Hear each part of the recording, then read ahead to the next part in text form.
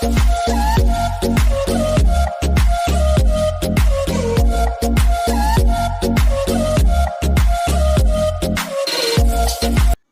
Friends, welcome to ராசி tips. எல்லோரும் எப்படி இருக்கீங்க? நல்லா இருக்கீங்களா? இன்றைக்கி நம்ம சேனலில் ரொம்ப யூஸ்ஃபுல்லான ஒரு வீடியோ தான் பார்க்க போகிறோம். கிச்சன் குயின்ஸ் எல்லாருக்குமே நான்ஸ்டிக் பாத்திரங்களை யூஸ் பண்ணுறதுக்கு ரொம்ப பிடிக்கும். அந்த நான்ஸ்டிக் பாத்திரங்களை நம்ம யூஸ் பண்ணிகிட்டு இருக்கும் போதே கொஞ்ச நாளில் பார்த்திங்கன்னா அதோட கோட்டிங்லாம் போயிட்டு யூஸ் பண்ண முடியாத அளவுக்கு பாய்சன் ஆயிரும். அந்த மாதிரி ஆகாமல் நீண்ட நாட்களுக்கு எப்படி நான்ஸ்டிக் பாத்திரத்தை யூஸ் பண்ணுறது அப்படிங்கிற வீடியோ தான் இன்றைக்கி நான் உங்களோட ஷேர் பண்ணியிருக்கேன். நீங்கள் இன்னும் ராசி டிப்ஸ் சேனலை சப்ஸ்கிரைப் பண்ணாமல் வந்தீங்கன்னா ரெட் கலராக இருக்கிற சப்ஸ்கிரைப் பட்டன் அழுத்திட்டு பக்கத்தில் ஆளுன்னு இருக்க பெல் ஐக்கானை கிளிக் பண்ணிடுங்க. அப்போ தான் தினம் நான் அப்டேட் பண்ணக்கூடிய வீடியோஸ் உங்களுக்கு உடனுக்குடன் நோட்டிஃபிகேஷன் வரும். நான்ஸ்டிக் கடாய் பேன் வாங்கிட்டு வந்த உடனே நம்ம யூஸ் பண்ணணுங்கிற ஆர்வத்தில் உடனே யூஸ் பண்ணிடுவோம். அந்த மாதிரி நம்ம உடனே யூஸ் பண்ணக்கூடாது. அதில் நிறையா கெமிக்கல்லாம் யூஸ் பண்ணி தான் தயாரிச்சிருப்பாங்க. அதுக்காக நம்ம புதுசாக வாங்கிட்டு வந்த நான்ஸ்டிக் பேனில் கொஞ்சம் தண்ணி சேர்த்துருங்க. தண்ணி சேர்த்துட்டு அதில் உள்ள கெமிக்கல்லாம் போக்குறதுக்காக நான் கொஞ்சம் கல்லுப்பு தான் எடுத்திருக்கேன். கல்லுப்பு போட்டு நல்லா கொதிக்க வைக்கணும் இந்த தண்ணியை.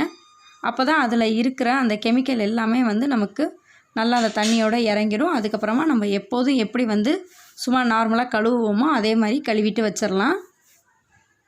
நல்லா கொதி வரட்டும். இந்த உப்பு தண்ணி நல்லா கொதிக்கணும். நல்லா கொதிக்கும் போது நல்லா அந்த பேனை நல்லா கலக்கி விடுங்க. எல்லாம் அந்த கார்னர் வரைக்கும் நல்லா ஃபுல்லாக அந்த உப்பு தண்ணி படணும். 10 நிமிஷம் கொதிச்சதுக்கப்புறமா நம்ம எப்போதும் போல் பேனை கழுவிட்டு வச்சிடலாம்.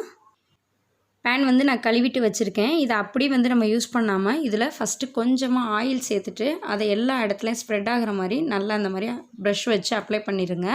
ஆயில் அப்ளை பண்ணிவிட்டு நம்ம பாத்திரத்தை யூஸ் பண்ண ஆரம்பிச்சிடலாம். நான்ஸ்டிக் பாத்திரத்தில் சமைக்கும் போது அதில் சில்வர் கரண்டிலாம் யூஸ் பண்ணக்கூடாது. அப்படி சில்வர் கரண்டி யூஸ் பண்ணிங்கன்னா நான்ஸ்டிக்கில் இருக்கிற அந்த கோட்டிங் எல்லாமே சீக்கிரமே போயிடும். அதுக்கப்புறமா நம்ம அதை சமைச்சாலும் அது உடம்புக்கு ரொம்ப ஆரோக்கியமானதாக இருக்காது. அதுவே உடம்புக்கு பாய்சன் ஆயிரும். அதனால் சில்வர் கரண்டியை தவிர்த்துட்டு இந்த மாதிரி ஸ்பேட்சல்லாம் நிறைய கடைகளில் கிடைக்கிது. இது சிலிக்கானில் செஞ்சப்பட்டது தான். நமக்கு நான்ஸ்டிக்கில் சமைக்கும் போது ரொம்பவே நல்லா ஒட்டாமல் சூப்பராக வரும். இதே மாதிரி நீங்கள் உட்டன் ஸ்டிக்கு கூட யூஸ் பண்ணிக்கலாம். பாருங்கள், உட்டன் கரண்டி யூஸ் பண்ணும் போது நமக்கு நான்ஸ்டிக் எந்த கோட்டிங்குமே போகாமல் நல்லா சூப்பராக இருக்கும். லாங் லைஃப் வர்றதுக்கு இதுவுமே ஒரு காரணம்னு சொல்லலாம். அடுத்ததாக இப்போ நம்ம யூஸ் பண்ணிட்டோம். யூஸ் பண்ணதுக்கப்புறம் அதில் பார்த்திங்கன்னா நிறைய அந்த பிசுபிசுப்பு தன்மையோடு இருக்கும். இதை க்ளீன் பண்ணுறதுக்காக ஹெவியாக போட்டு சோப்பு போட்டு தேய்க்கிறது, ஸ்க்ரப்பர் வச்சு தேய்க்கிறது அந்த மாதிரிலாம் பண்ணிங்கன்னா கண்டிப்பாக அதில் இருக்கிற கோட்டிங் போகிறதுக்கு நிறையாவே வாய்ப்பு இருக்குது. அதனால் பிசுபிசுப்பாக இருக்கும் போது நான்ஸ்டிக் பேனில் கொஞ்சமாக தண்ணி சேர்த்துருங்க. அதோட நான் வினிகர் தான் எடுத்திருக்கேன். நீங்கள் வினிகர் இல்லாட்டி லெமன் ஜூஸ் இருந்தால் கூட கொஞ்சம் ஒரு ஸ்பூன் அளவுக்கு லெமன் ஜூஸ் ஆட் பண்ணிக்கோங்க. இல்லாட்டி வினிகர் எடுத்துக்கோங்க. கொஞ்சமாக தான் நான் சேர்த்துருக்கேன். சேர்த்துட்டு இதை நல்லா கொதிக்க வச்சுருங்க. 10 நிமிஷம் கொதிச்சா போதும். அதில் இருக்கிற பிசுபிசுப்பு தன்மை எல்லாமே வந்துடும். இது கொதிச்சுட்டு இருக்கும் போதே நல்லா இந்த மாதிரி அலம்பிட்டே இருந்தீங்கன்னா கார்னர் எல்லாமே அந்த சுடுதண்ணி நல்லா கொதிச்சு படும் போது அதில் இருக்கிற பிசுபிசுப்பு தன்மை எல்லாமே போயிடும். இது கொதிச்சதுக்கப்புறமா அடுப்பு ஆஃப் பண்ணிட்டு எப்போதும் நம்ம இதை எப்படி கழுவுவோமோ அதே மாதிரி கழுவிட்டு வச்சிடலாம். நான்ஸ்டிக் பாத்திரத்தை விளக்கும் போது முடிஞ்ச வரைக்கும் சோப்பு அவாய்ட் பண்ணிவிட்டு இந்த மாதிரி லிக்யூடாக எடுத்துக்கோங்க. லிக்யூட் யூஸ் பண்ணி நம்ம கழுவும் போது பாத்திரம் பூத்து போகாமல் நல்லா ஷைனிங்காக நல்லாயிருக்கும். மற்ற பாத்திரங்களை கழுவுற மாதிரி இந்த இரும்பு ஸ்க்ரப்பர் வச்சு கழுவுனிங்கன்னா கண்டிப்பாக கோட்டிங் போகிறதுக்கு 100% வாய்ப்பு இருக்குது. ரொம்ப நாளைக்கு யூஸ் பண்ண முடியாது. முடிஞ்ச வரைக்கும் இந்த சில்வர் பாத்திரமாக இருந்தாலுமே இந்த இரும்பு ஸ்க்ரப்பரை அவாய்ட் பண்ணிக்கோங்க. நான்ஸ்டிக் பாத்திரம் கழுவுறதுக்கு இந்த ஸ்க்ரப்பர் ரொம்பவே யூஸ்ஃபுல்லாக இருக்கும். இந்த ஸ்க்ரப்பர் வச்சு கழுவும் போது அதில் இருக்கிற கோட்டிங் போகாமல் லைஃப் லாங் வரைக்கும் வச்சு நம்மளால் யூஸ் பண்ண முடியும்.